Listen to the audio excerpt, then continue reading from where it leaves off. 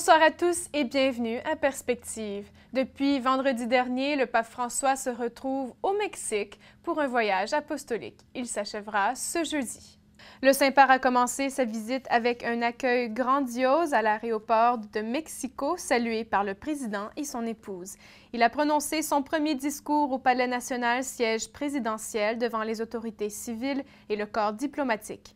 Il s'est présenté comme missionnaire de paix et de miséricorde et comme pèlerin venant rendre hommage à la Vierge de Guadalupe. En effet, c'était la raison principale de son voyage en Amérique centrale, figure emblématique de tout le Mexique. Après une rencontre avec les évêques mexicains où il a prononcé un de ses plus longs discours avec des consignes détaillées sur le bon comportement d'un évêque.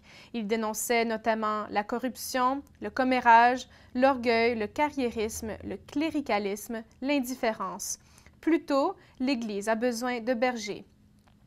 Et sa visite au sanctuaire de Guadalupe était le véritable point de départ de sa visite. Il voulait réaffirmer la place de la Vierge dans la culture mexicaine et s'est recueilli quelques instants devant son icône. Au lendemain de ce moment marquant, il s'est rendu à Ecatepec, région de criminalité élevée, en particulier des femmes. Là, il a célébré la messe en insistant sur le sens du carême, temps de conversion, et de repousser les trois tentations qui divisent, la richesse, la vanité et l'orgueil. C'est lors de la prière de l'Angélus qu'il a demandé aux Mexicains d'être les principaux agents de changement dans leur milieu. La même journée, le pape s'est arrêté dans un hôpital pédiatrique à Mexico, une visite des plus émouvantes où il a salué les patients, un à la fois, pour les bénir. Le Saint-Père était visiblement ému par ses enfants, dont l'une lui a chanté un Ave Maria. Il a aussi rendu visite aux patients atteints d'un cancer, mais sans caméra. Hier, lundi, point focal de sa journée, la population indigène du Mexique à San Cristobal de las Casas, dans l'État du Chiapas. Il a présidé une messe où étaient mises en valeur les langues principales indigènes et le pontife argentin est revenu sur l'oppression des communautés amérindiennes dans l'histoire du Mexique. Mais que celles-ci, plutôt, sont une richesse à cultiver. Ce matin, c'est Morelia qui l'a accueilli au stade Venustiano Carranza.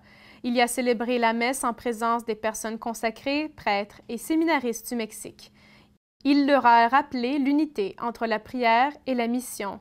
Il faut les deux pour ne pas tomber en tentation.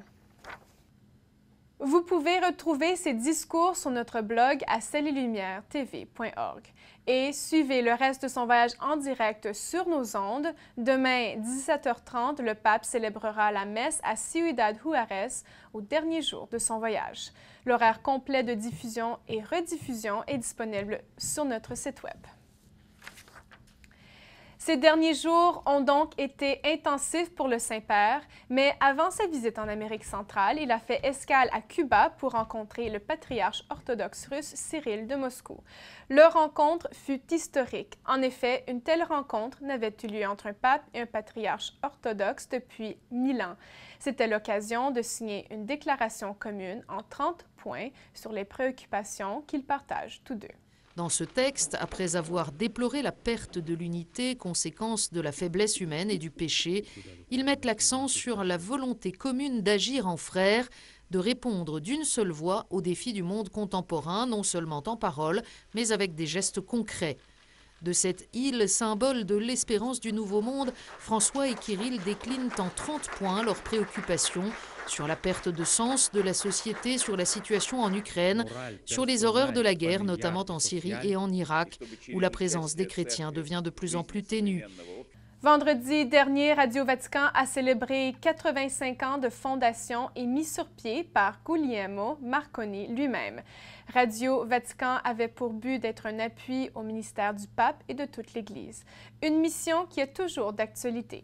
La première voix qui a été entendue sur ces ondes fut celle du pape Pie XI en latin. Aujourd'hui, ces émissions sont diffusées en 50 langues sur tous les continents sous la direction du père jésuite Andrea Majewski. Ne manquez pas une nouvelle émission des Échos du Vatican avec Charles Bourgeois tout de suite après, une émission spéciale sur la visite du pape au Mexique. Merci d'avoir été avec nous et à très bientôt.